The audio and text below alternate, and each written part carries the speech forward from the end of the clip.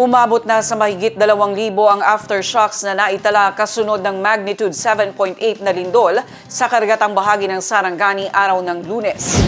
Sa pinakahuling datos ng Philippine Institute of Volcanology and Seismology as of 8 a.m. ngayong araw, June 10, 2,067 aftershocks na ang naitala mula na mangyari ang malakas na lindol.